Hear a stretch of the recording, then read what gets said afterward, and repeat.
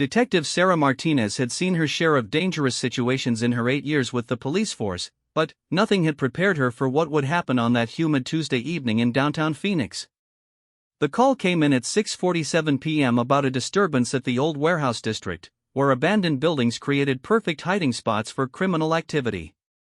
Sarah had been working late, finishing paperwork on a case involving stolen electronics when the radio crackled to life. Her partner, Detective James Cooper, had called in sick that morning with the flu, leaving her to handle patrol duties alone. The department was short-staffed, and backup would take at least 15 minutes to arrive at the scene. The warehouse in question belonged to Morrison Electronics, a company that had gone out of business 3 years earlier. Since then, the building had become a magnet for drug dealers, homeless camps, and teenagers looking for a place to party. Local residents frequently complained about strange noises, broken windows, and suspicious activities around the property. As Sarah drove through the narrow streets leading to the warehouse, she noticed how quiet the neighborhood had become. Streetlights cast long shadows between the buildings, and most of the surrounding businesses had closed for the day. The only sounds came from her police radio and the distant hum of traffic from the main highway. She parked her patrol car about 50 yards from the main entrance, following standard procedure for potentially dangerous situations. The warehouse loomed before her, its broken windows like dark eyes staring into the night. Graffiti covered most of the exterior walls, and weeds had grown through cracks in the concrete. Sarah checked her equipment one more time before approaching the building. Her service weapon, a standard-issue Glock 22, sat securely in its holster. She also carried pepper spray, handcuffs, a flashlight, and her radio. Years of training had taught her to be prepared for anything, though she hoped this would be another false alarm. The initial report had come from Mrs. Chen, an elderly woman who lived in the apartment building across the street. She claimed to have heard shouting and what sounded like furniture being thrown around inside the warehouse. Mrs. Chen was known for being observant and reliable, so Sarah took the call seriously. As she approached the building, Sarah noticed that the front door had been forced open. The metal frame was bent, and fresh scratches on the lock indicated recent tampering. Someone had definitely been inside, and they might still be there. Sarah drew her flashlight and peered through the doorway. The interior was dark and filled with shadows. Abandoned machinery, old office furniture, and piles of debris created a maze-like environment. The air smelled of dust, rust, and something else she couldn't identify. She activated her radio and whispered her location to dispatch. Unit 247 at Morrison Warehouse. Front entrance has been breached. Investigating possible break-in. ETA on backup? The dispatcher's voice crackled back through static. Unit 247, backup is en route. Estimated arrival 12 minutes. Proceed with caution. 12 minutes felt like an eternity in a situation like this, but Sarah had handled similar calls before. She decided to conduct a preliminary sweep of the building while waiting for assistance. Her training emphasized officer safety, but it also stressed the importance of preventing suspects from escaping. Sarah stepped carefully through the doorway, her flashlight cutting through the darkness. The beam revealed overturned chairs, scattered papers, and broken glass. Someone had definitely been searching for something, but what? The warehouse floor was divided into several sections. To her left, old manufacturing equipment sat covered in dust and cobwebs. Straight ahead, a staircase led to what had once been office space on the second floor. To her right, loading docks opened onto a back alley where trucks had once delivered supplies. As Sarah moved deeper into the building, she heard a faint sound coming from the office area upstairs. It sounded like someone walking slowly, trying to be quiet but not quite succeeding. Her heart rate increased, and she felt the familiar rush of adrenaline that came with dangerous situations. She positioned herself at the bottom of the staircase and called out in her authoritative voice. Phoenix Police. Anyone in the building needs to come out with their hands visible. The sounds upstairs stopped immediately. Sarah waited for a response, counting the seconds in her head. After 30 seconds of silence, she heard footsteps moving away from the staircase, heading toward the back of the building. Sarah faced a difficult decision. Department policy recommended waiting for backup in situations involving unknown suspects in confined spaces. However, the suspect was clearly trying to escape, and, by the time backup arrived, they would be long gone. She decided to pursue, but cautiously. Sarah began climbing the stairs, testing each step to avoid creaking boards that might give away her position. The staircase was made of old steel and concrete, which helped muffle her movements. Halfway up the stairs, Sarah heard a door slam somewhere above her. The suspect was definitely trying to get away. She quickened her pace while maintaining as much stealth as possible. The second floor had been divided into several office spaces, each separated by thin walls and glass partitions. Most of the glass had been broken over the years, leaving sharp fragments scattered across the floor. Sarah's flashlight beam revealed overturned desks, filing cabinets with their drawers pulled out, and more signs of recent searching. She followed a hallway toward the back of the building, where she had heard the door slam. The hallway was narrow and dark, with doors leading to various office spaces on both sides. Sarah checked each room quickly, making sure no one was hiding behind the larger pieces of furniture. At the end of the hallway, she found an open door leading to what had once been the manager's office.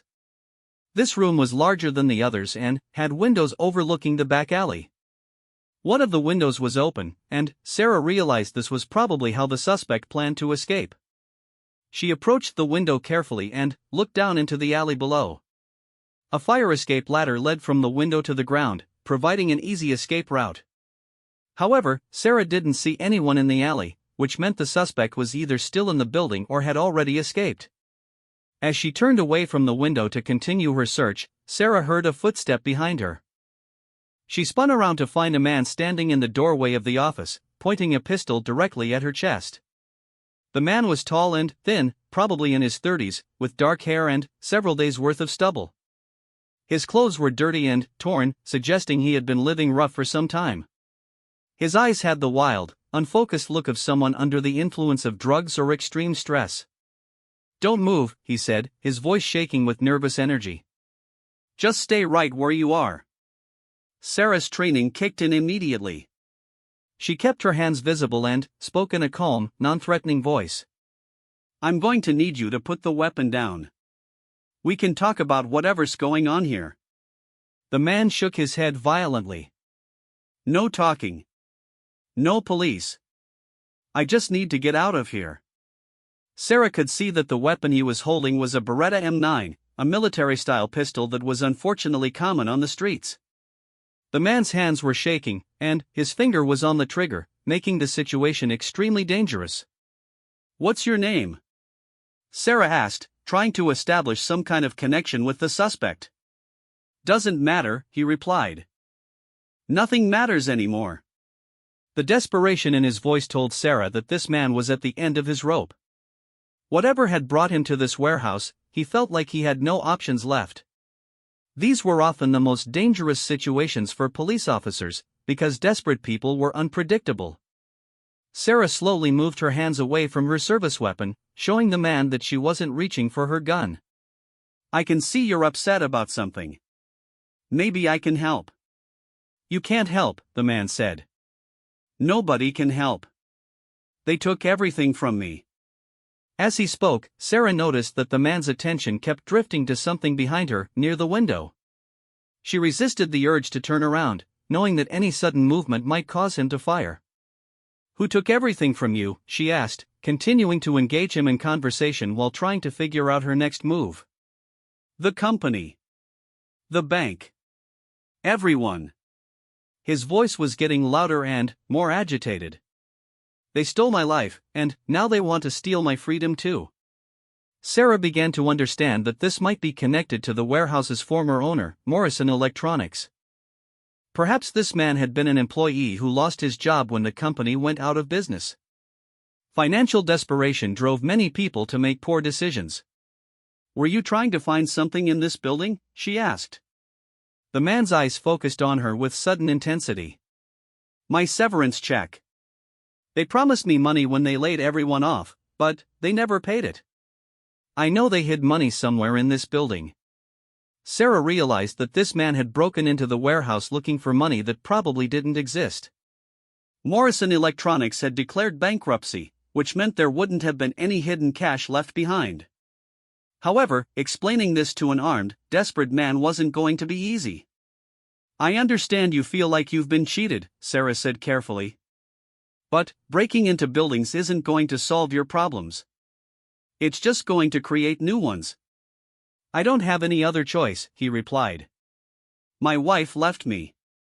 My kids won't talk to me. I lost my apartment. This money is all I have left." The situation was becoming more volatile by the minute.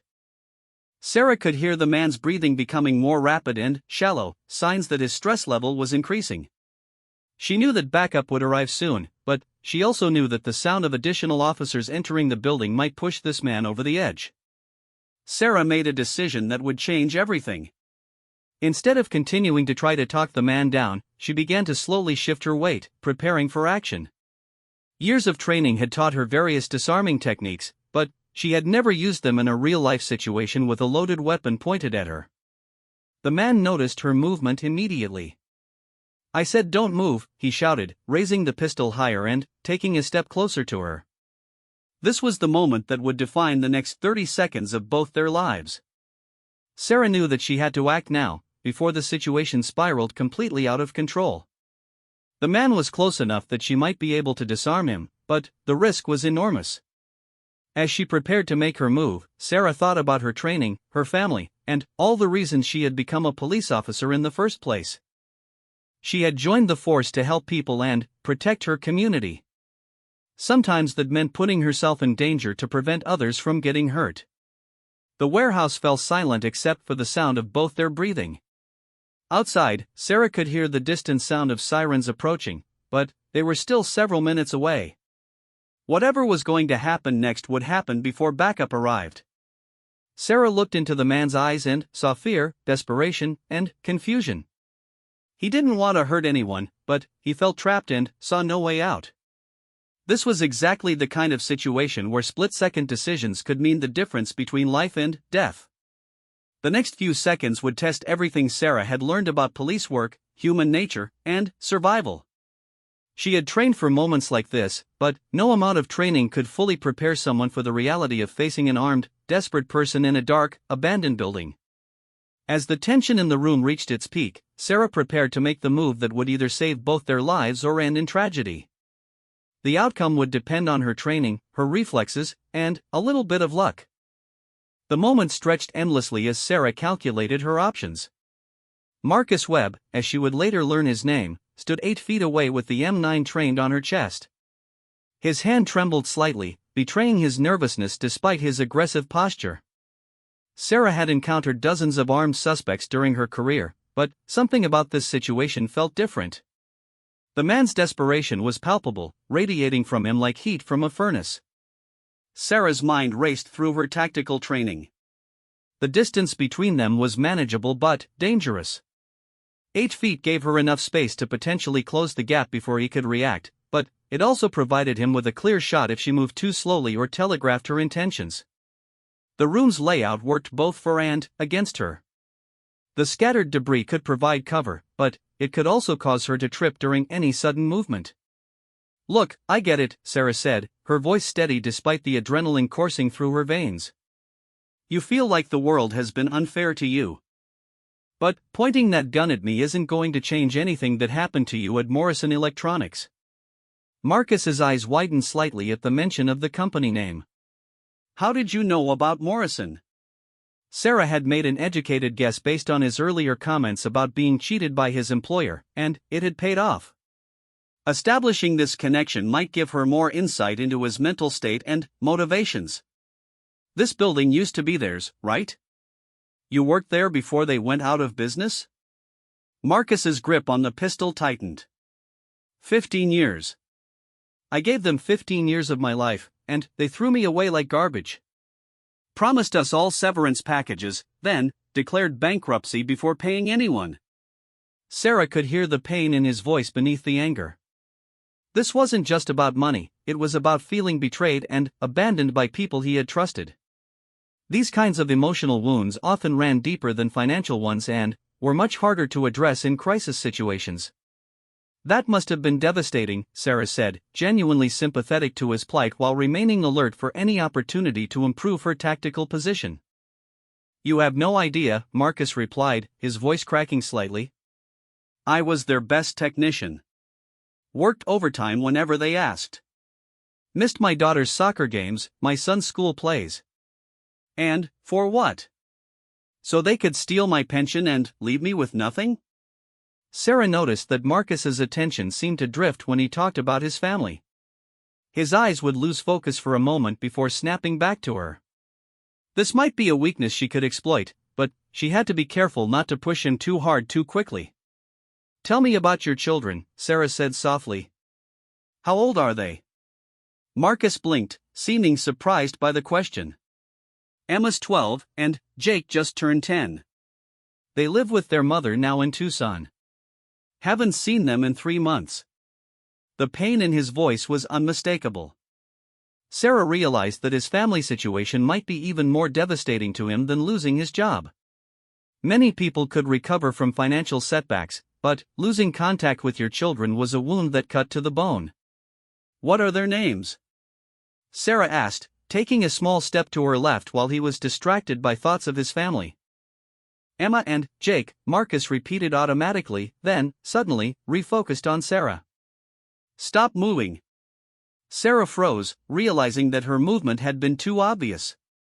She needed to be more subtle if she was going to get close enough to attempt a disarming maneuver. The key was to keep him talking while gradually improving her position. I'm sorry. I just wanted to hear more about them. It sounds like you really love your kids. Marcus's expression softened slightly. More than anything in the world.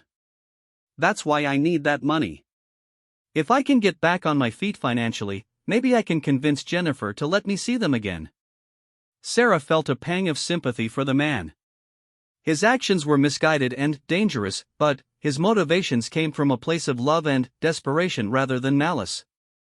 Unfortunately, good intentions didn't make him any less dangerous with a loaded weapon in his hands. Have you tried talking to a lawyer about the severance money? Sarah asked. There might be legal ways to recover what you're owed. Marcus laughed bitterly. Lawyers cost money, and, in case you haven't been paying attention, I don't have any. Besides, by the time any legal process worked its way through the courts, Morrison's assets would be long gone. Sarah could see his point. The legal system moved slowly, and bankrupt companies often had very few assets left to distribute among creditors and former employees. However, breaking into abandoned buildings wasn't going to solve his problems either. So you thought the money might be hidden here somewhere? Sarah asked. I heard rumors, Marcus said. Some of the other guys thought the owners might have stashed cash somewhere before declaring bankruptcy. It was worth checking out. Sarah glanced around the destroyed office space. Looks like you've been searching for a while. 3 days, Marcus admitted. Been sleeping here, going through every room, every file cabinet, every desk drawer. Nothing. It's all gone. The admission that he had been living in the warehouse explained his disheveled appearance and increasingly desperate mental state.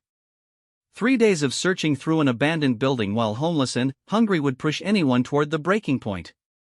Marcus, Sarah said, using his name even though he hadn't told it to her yet. She had spotted a Morrison Electronics employee ID badge clipped to his torn jacket. He looked startled that she knew his name, then glanced down at the badge. Forgot I was still wearing this stupid thing. Marcus, I can see that you're going through an incredibly difficult time. But holding me at gunpoint isn't going to help you see your kids again. If anything, it's going to guarantee that you won't see them for a very long time. Marcus's face crumpled slightly as the implications of his actions began to sink in. I know I'm screwing everything up. But I don't know what else to do. I've tried everything legal, everything proper. Nothing works. Sarah could hear the defeat in his voice, which was both good and bad. It meant he was becoming less aggressive, but it also meant he might become more unpredictable as despair took over. Desperate people often made sudden, irrational decisions. There are still options, Sarah said carefully. social services, job training programs, assistance for people in your situation. It's not too late to turn this around. Easy for you to say, Marcus replied, though his tone lacked the venom it had carried earlier. You have a job, a steady paycheck, probably a nice house and a family that still talks to you. Sarah thought about her own life. She did have a steady job, but police work was hardly easy or stress-free. Her marriage had ended 2 years earlier, partly because of the demands and dangers of her career. She understood feeling isolated and overwhelmed, though not to the extent that Marcus was experiencing. You're right that I have some advantages, Sarah said honestly. But I also know what it's like to feel like your life is falling apart. My divorce was finalized last year, and there are days when I wonder if I made the right choices. Marcus studied her face, perhaps looking for signs of deception. Why are you telling me this? Because I want you to understand that you're not alone in feeling overwhelmed by life. A lot of people go through difficult periods, and most of them find ways to get through it without hurting themselves or others. As she spoke, Sarah heard the sound of sirens getting closer. Marcus heard them too, and his grip on the pistol tightened again. They're coming for me, he said, panic creeping back into his voice. They're coming to help resolve this situation safely, Sarah corrected. No one wants anyone to get hurt here. I can't go to prison, Marcus said, shaking his head vigorously. If I get arrested, I'll never see my kids again. Jennifer will make sure of that. Sarah could see his anxiety escalating as the sirens grew louder. This was often the most dangerous moment in hostage situations, when suspects realized that their options were disappearing and felt cornered. Marcus, listen to me, Sarah said urgently. The best thing you can do for your children right now is to put that gun down and walk out of here peacefully. If you hurt a police officer, you're guaranteeing that you'll never see Emma and Jake again. Marcus's hands were shaking more violently now. I can't go back to that life. Sleeping in shelters, standing in food lines, having people look at me like I'm garbage. That doesn't have to be your life, Sarah insisted. There are programs, resources, people who want to help. But, first, you need to put the gun down. The sirens were very close now, probably pulling into the parking lot outside the warehouse. Marcus glanced toward the window, then, back at Sarah, his eyes wild with panic. They'll shoot me, he said. Cops always shoot first and ask questions later. Not if you surrender peacefully, Sarah said. I'm a cop, and I'm talking to you, not shooting at you. We don't want violence any more than you do. Marcus seemed to consider this for a moment, then shook his head. You don't understand. Once they get here, everything changes. It becomes about them showing they're in control. Sarah could hear voices and footsteps downstairs now. Her backup had arrived, and they would be starting their own sweep of the building. She needed to resolve this situation quickly before it escalated into a multi-officer confrontation. Marcus, we're running out of time here, Sarah said. In about 2 minutes, this room is going to be full of police officers. Your best chance of seeing your kids again is to end this now, while it's just you and me. Marcus looked at her with an expression that mixed desperation, fear, and something that might have been hope. For a moment, Sarah thought he might actually put the weapon down. Then, they heard a voice from downstairs shouting, "Police! Building is surrounded. Come out with your hands up." Marcus's face went white. They're here. It's over. It doesn't have to be, Sarah said urgently. Get me the gun, and we can walk out of here together. I'll make sure they know you cooperated. Marcus looked at the gun in his hands, then at Sarah, then toward the door where the voices were getting closer. His whole body was shaking now, and Sarah could see that he was having trouble thinking clearly. I'm sorry, Marcus whispered. I'm so sorry for everything. Sarah's heart sank as she realized what he might be thinking. Marcus, whatever you're considering, don't. Think about Emma and Jake. Think about the possibility that things could get better. But Marcus wasn't looking at her anymore. He was staring at the gun in his hands with the expression of someone who had given up hope entirely. This was the moment Sarah had been dreading, when a desperate person decided that there were no good options left. The footsteps on the stairs were getting closer. Sarah estimated that she had maybe 30 seconds before other officers reached their location. Once that happened, the dynamic would change completely, and the situation could spiral out of control quickly. Sarah made a decision that went against her training but felt like the only option that might save both their lives. Instead of waiting for backup or trying to keep talking, she decided to act.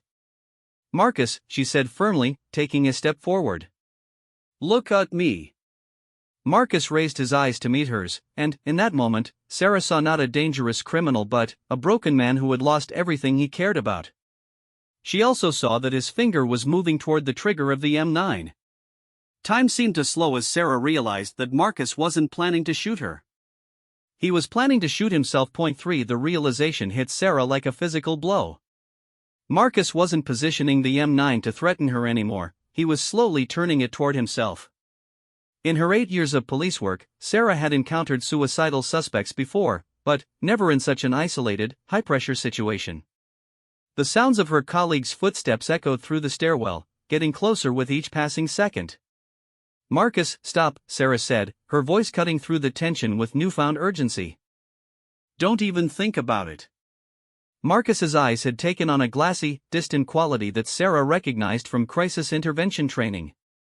He was disconnecting from reality, retreating into a mental space where ending his life seemed like the only solution to his overwhelming problems. "There's nothing left," Marcus whispered, his voice barely audible. "No job, no family, no home. What's the point of going on?" Sarah felt her training kick into overdrive.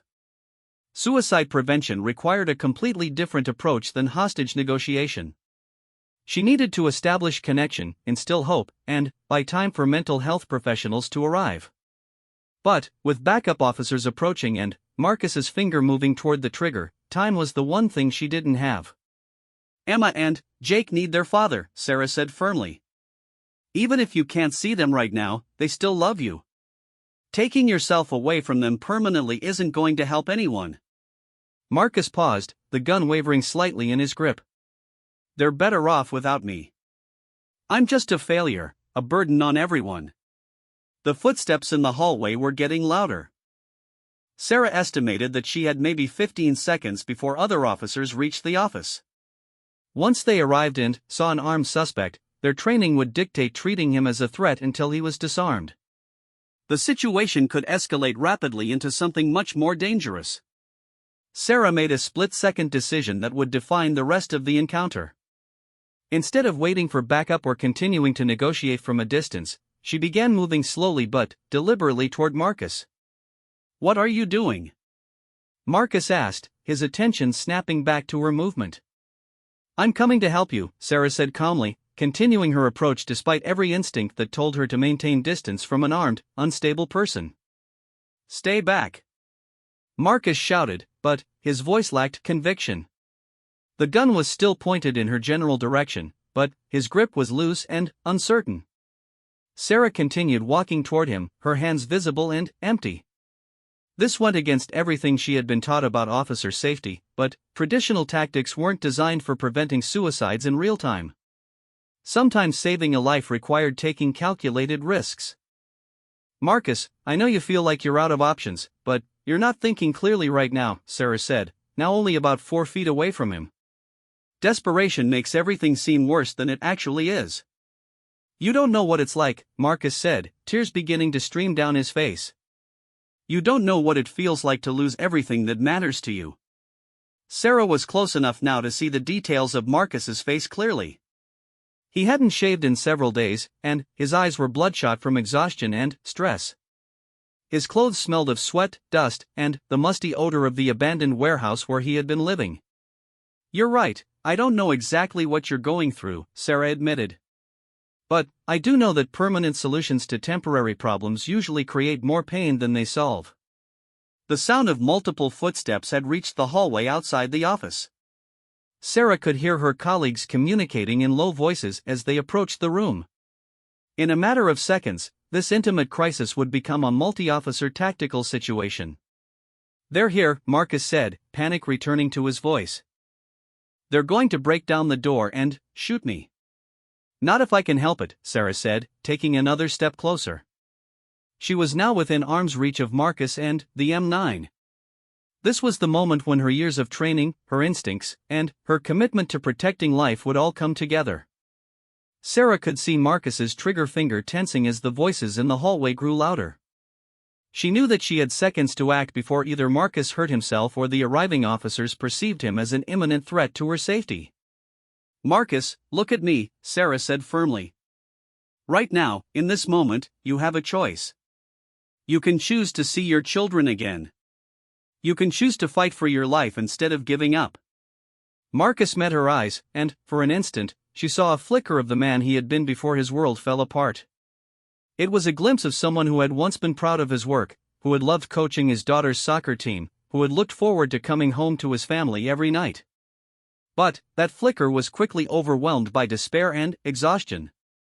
I'm tired, Marcus said simply. I'm so tired of fighting. Sarah heard the distinct sound of someone testing the door handle outside. Her colleagues were preparing to enter the room, and, once they did, everything would change. She had to act now. I know you're tired, Sarah said softly, raising her hands slowly.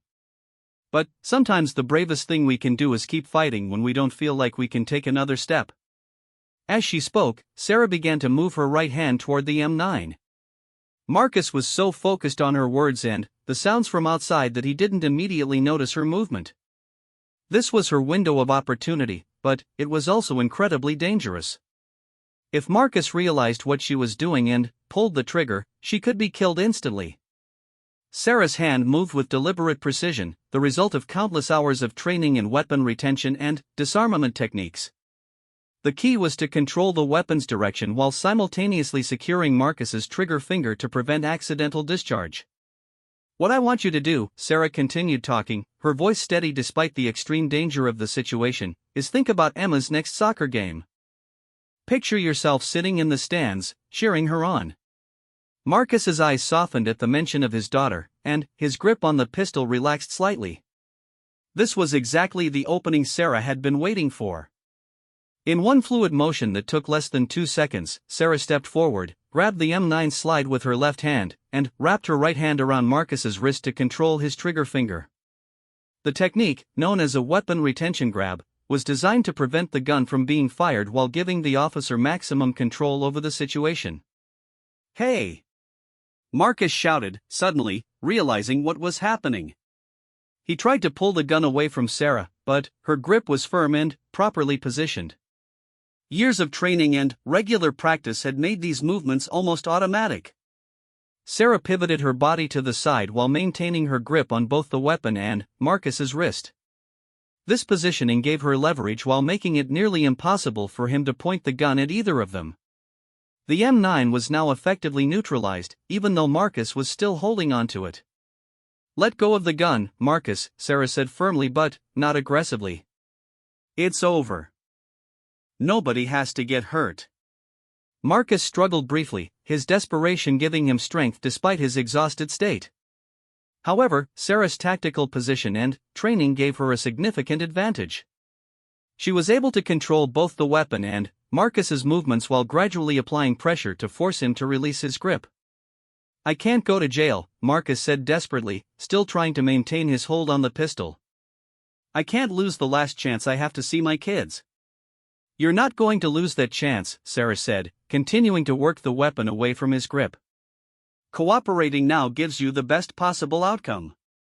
The door to the office burst open, and 2 officers entered with their weapons drawn. Drop the weapon, one of them shouted. It's okay. Sarah called out quickly. I have control of the situation. The arriving officers, Sergeant Williams and Officer Thompson, quickly assessed the scene. They could see that Sarah had successfully engaged Marcus in a disarming technique and that the immediate threat was being contained. Suspect is being disarmed, Sergeant Williams reported into his radio. No shots fired. Situation under control. Marcus looked at the additional officers with wide, frightened eyes. Please don't shoot me, he pleaded. Nobody's shooting anyone, Sarah assured him, finally, managing to work the M9 completely free from his grasp. She immediately handed the weapon to Officer Thompson while maintaining her hold on Marcus's arm. Marcus's resistance collapsed as soon as the gun was out of his hands. The fight seemed to go out of him all at once, and his legs buckled slightly. Sarah helped guide him to the floor in a controlled manner, then quickly moved behind him to apply handcuffs. "Marcus Webb, you're under arrest," Sarah said, following proper procedure even though the crisis had passed. She read him his rights while Officer Thompson secured the M9 and checked to ensure it was actually loaded. "The weapon is loaded with a full magazine," Thompson reported. "One round in the chamber." The information sent a chill through Sarah as she realized how close they had all come to tragedy. A loaded weapon in the hands of a desperate, suicidal person could have resulted in multiple deaths if the situation had been handled differently. Marcus sat on the floor in handcuffs, tears streaming down his face. "I'm sorry," he kept repeating. "I'm so sorry. I didn't want to hurt anyone." "We know," Sarah said gently. "What matters now is that nobody got hurt and you're going to get the help you need." Sergeant Williams was already on his radio, requesting a mental health crisis team and an ambulance to evaluate Marcus's condition. Standard procedure required a psychological assessment for anyone who had threatened suicide, especially in conjunction with a weapon. As Sarah helped Marcus to his feet, she could see that the fight had completely gone out of him. The desperate, dangerous man who had pointed a gun at her just minutes earlier had been replaced by someone who seemed lost and confused, as if he wasn't quite sure how he had ended up in this situation. "Officer Martinez," Sergeant Williams said, approaching them, "excellent work on the disarmament. That was textbook execution under extremely difficult circumstances." Sarah nodded her acknowledgement, but her attention remained focused on Marcus. She could see that he was going into emotional shock as the full implications of his actions began to sink in. Being arrested was traumatic under any circumstances, but for someone who was already struggling with depression and suicidal thoughts, it could be devastating. "Marcus," Sarah said softly, "I want you to know that this doesn't have to be the end of your story. There are people who can help you work through these problems." Marcus looked at her with an expression of confusion and gratitude. "Why did you help me?" "I pointed a gun at you." Sarah thought about her answer for a moment. "Because I could see that you're not a bad person. You're someone who's going through an incredibly difficult time and made some poor choices. But poor choices don't define who you are as a person." As they prepared to escort Marcus out of the warehouse, Sarah reflected on the intensity of the previous few minutes. The entire confrontation, from the moment Marcus first pointed the gun at her until she successfully disarmed him, had lasted less than 10 minutes. But those 10 minutes contained enough adrenaline, fear, and life-or-death decision-making to last a lifetime. The successful resolution of the situation was the result of training, experience, and instincts working together under extreme pressure. But Sarah also knew that luck had played a role. If Marcus had been more aggressive, if backup had arrived at a different moment, or if any number of other variables had been different, the outcome could have been tragic. As they walked toward the exit, Marcus suddenly stopped. "Officer Martinez," he said quietly. "What is it?" Sarah asked. "Thank you for not giving up on me." Sarah felt a lump form in her throat as she realized the full impact of what had just happened. She hadn't just prevented a crime or apprehended a suspect. She had potentially saved a man's life and preserved his chance to rebuild his relationship with his children. "Everyone deserves a second chance," she told him simply. As they emerged from the warehouse into the evening air, Sarah could see multiple police vehicles, an ambulance, and even a fire truck surrounding the building.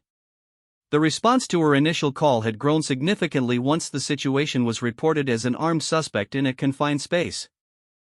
The next phase of Marcus's journey would involve the criminal justice system, mental health evaluation, and, hopefully, the beginning of his path toward recovery. But the immediate crisis had been resolved without violence, and both he and Sarah would go home to their families that night.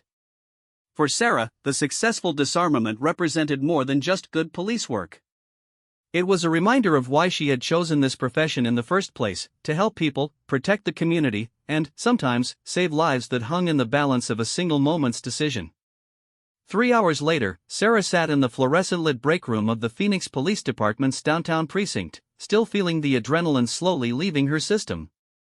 The debriefing with her supervisors had concluded 20 minutes earlier, and she was finally alone with her thoughts for the first time since the warehouse confrontation. Detective Lieutenant Rebecca Torres had conducted the formal interview, walking Sarah through every detail of the encounter from the moment she received the initial dispatch call until Marcus Webb was loaded into the ambulance. The department required extensive documentation of any incident involving weapons, potential suicide attempts, and officer-initiated disarmament techniques. "You took a significant risk approaching an armed suspect without backup," Lieutenant Torres had said during the debriefing. "Under normal circumstances, that would be grounds for serious disciplinary action." Sarah had nodded, understanding the criticism. "I know it went against protocol, ma'am. But I believe that waiting for standard tactical response would have resulted in Mr. Webb taking his own life." Lieutenant Torres had studied Sarah's written report for several minutes before responding. "Your assessment appears to have been correct. The crisis negotiator who evaluated Mr. Webb at the hospital confirmed that he was actively suicidal and would likely have pulled the trigger if the situation had escalated further." The news brought Sarah both relief and soberness. Relief that her instincts had been correct, and soberness at how close they had all come to a very different outcome. Marcus Webb was currently under psychological evaluation at Phoenix General Hospital, where he would remain for at least 72 hours while mental health professionals assessed his condition and developed a treatment plan. Dr. Elizabeth Chang, the crisis counselor who had interviewed Marcus after his arrest, had provided some insights into his mental state during the warehouse confrontation. According to her preliminary evaluation, Marcus had been living on the streets for nearly 2 weeks before taking up residence in the abandoned Morrison Electronics building. His decision to search for hidden money wasn't based on any reliable information, it was the desperate action of someone who felt he had exhausted all rational options. The bankruptcy of Morrison Electronics had indeed left many former employees without promised severance payments. Marcus had worked as a senior electronics technician for 15 years, earning a modest but steady income that supported his family's middle-class lifestyle. When the company suddenly declared bankruptcy and closed its doors, Marcus and dozens of other workers found themselves unemployed with little warning and no financial safety net. Marcus's downward spiral had been swift and devastating. Unable to find employment that matched his previous salary, he had burned through his savings within 3 months.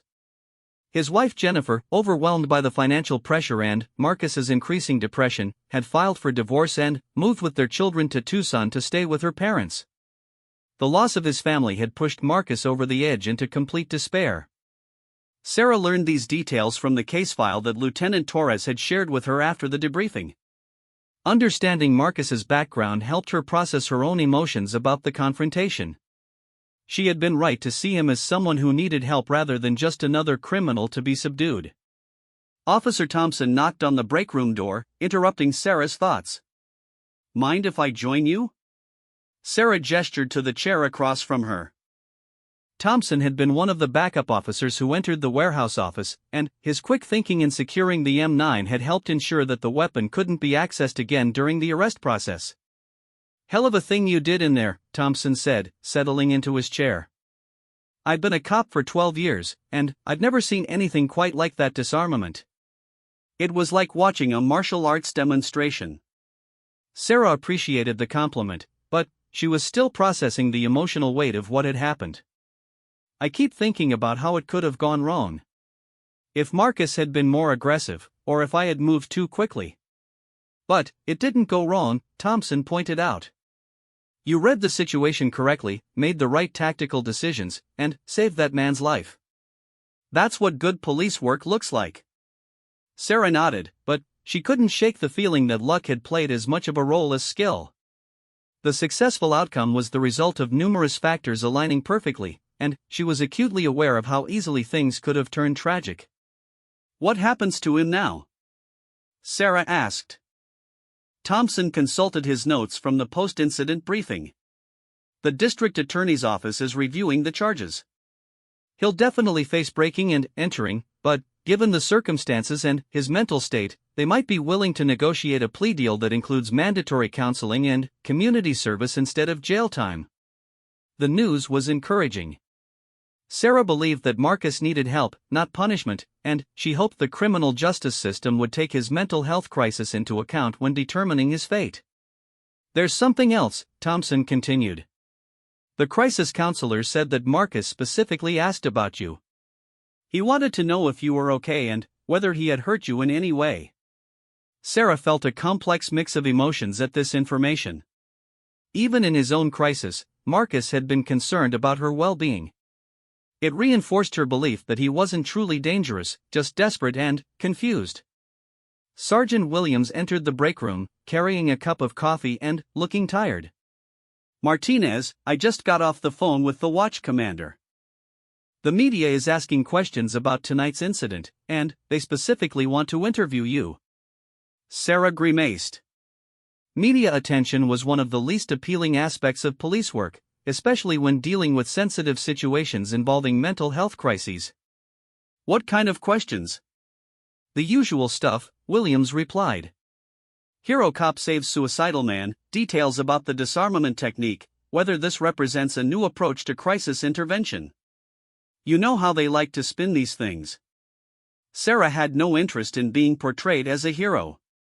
What had happened in the warehouse was simply good police work under difficult circumstances. The real story wasn't about her tactical skills, it was about the importance of recognizing mental health crises and responding with appropriate care and intervention. "I'd prefer not to do any interviews," Sarah said. "This should be about getting Mr. Webb the help he needs, not about making me look good." Williams nodded approvingly. "That's what I told them you'd say. But you should know that the department is proud of how you handled the situation. It's going to reflect well on all of us." As Williams left to handle other post-incident responsibilities, Sarah found herself alone again with her thoughts. She kept replaying the crucial 30 seconds when she had approached Marcus and disarmed him. The technical aspects of the maneuver had worked exactly as trained, but the emotional and psychological elements were more complex. Her phone buzzed with a text message from her ex-husband David. "Saw the news about the warehouse thing. Glad you're okay. Stay safe." Despite their divorce, David still worried about her safety on the job. Their relationship had ended because of the stress and demands of police work, but there were no hard feelings between them. Sarah appreciated his concern, though she wasn't ready to talk about what had happened yet. Dr. Susan Rodriguez, the department's psychologist, appeared in the doorway of the break room. "Officer Martinez? I was hoping to speak with you when you have a few minutes." Sarah had been expecting this conversation. Department policy required psychological evaluation for any officer involved in high-stress incidents, especially those involving weapons and potential violence. They moved to Dr. Rodriguez's office, a comfortable space designed to help officers feel at ease while discussing difficult experiences. Sarah had been here once before, after a car accident during a high-speed pursuit, and she remembered appreciating the doctor's straightforward, non-judgmental approach. "How are you feeling about what happened tonight?" Dr. Rodriguez asked after they had settled into chairs. Sarah considered the question carefully. Relieved that nobody got hurt. Concerned about Mr. Webb's mental state. A little overwhelmed by all the attention it's getting. "Those all sound like very normal reactions," Dr. Rodriguez said. "Can you walk me through your decision-making process when you chose to approach Mr. Webb instead of waiting for backup?" Sarah described her assessment of Marcus's suicidal intentions and her belief that standard tactical procedures would have escalated the situation beyond recovery. Dr. Rodriguez listened without interrupting, occasionally making notes on her legal pad. "It sounds like you were able to maintain clear thinking under extreme pressure," Dr. Rodriguez observed.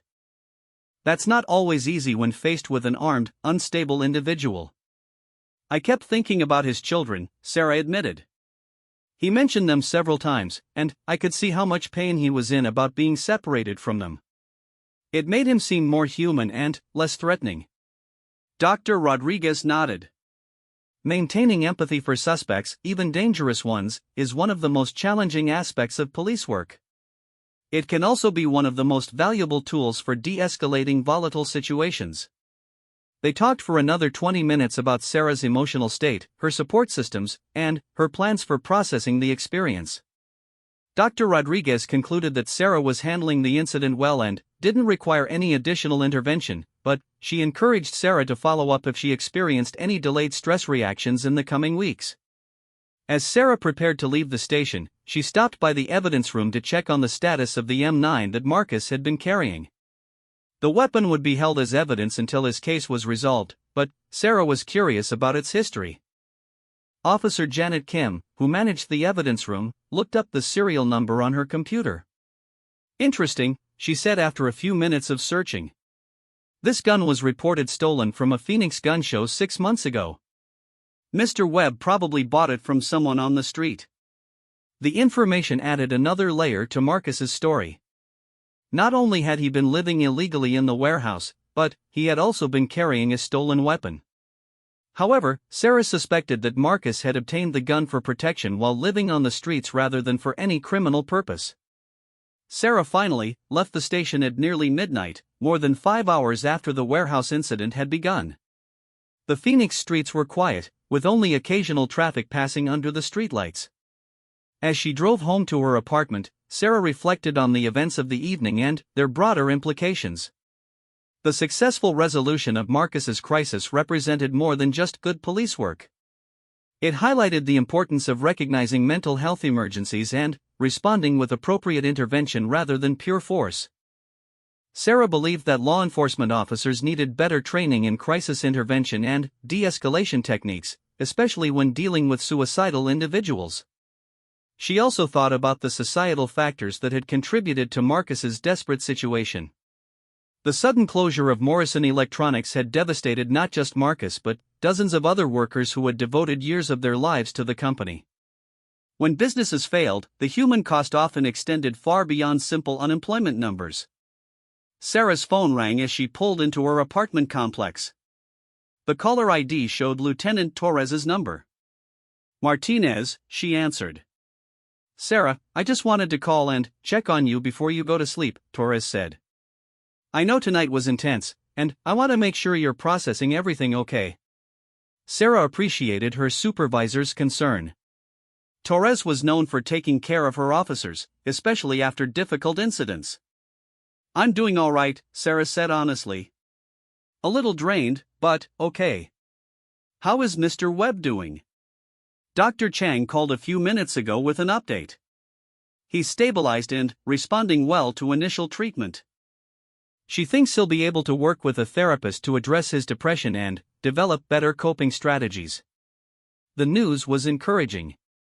Sarah had been worried that Marcus might harm himself even while under medical supervision, but it sounded like the immediate crisis had passed. "There's something else," Torres continued. "The chief wants to commend you for your actions tonight. He's talking about recommending you for a department commendation for exemplary service under dangerous conditions." Sarah felt mixed emotions about the recognition. She was glad that the department valued her work, but she didn't want the focus to be on her heroism rather than on the importance of mental health awareness and intervention. "I appreciate that," Sarah said carefully, "but I hope we can also use this as an opportunity to discuss better training for crisis intervention situations." Torres laughed. "I had a feeling you'd say something like that." "That's exactly the kind of thinking that makes you a good officer, Martinez. Get some rest, and we'll talk more tomorrow." After ending the call, Sarah sat in her car for a few more minutes, looking up at her apartment building. Tomorrow would bring paperwork, follow-up interviews, and probably more questions from supervisors and media representatives. But tonight, she just wanted to decompress and try to process everything that had happened. As she climbed the stairs to her second-floor apartment, Sarah thought about Marcus Webb lying in a hospital bed, hopefully getting the help he desperately needed. She thought about Emma and Jake Webb, 2 children who still had a chance to rebuild their relationship with their father. And she thought about the thin line between tragedy and triumph that defines so much of police work.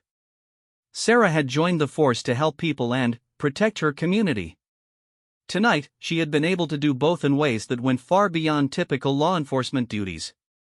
The successful disarmament of Marcus Webb represented the best of what police work could be: intelligent, compassionate, and focused on preserving life rather than simply enforcing the law. 6 months later, Sarah would receive a letter from Marcus, written from a halfway house where he was participating in a court-ordered treatment program. He had been reunited with his children for supervised visits and was working with a job placement service to find new employment. The letter thanked her for seeing him as a human being worthy of help rather than just another criminal to be subdued. But, that night, as Sarah finally fell asleep in her own bed, she simply felt grateful that everyone had gone home safely and that a man who had lost hope had been given a chance to rebuild his life.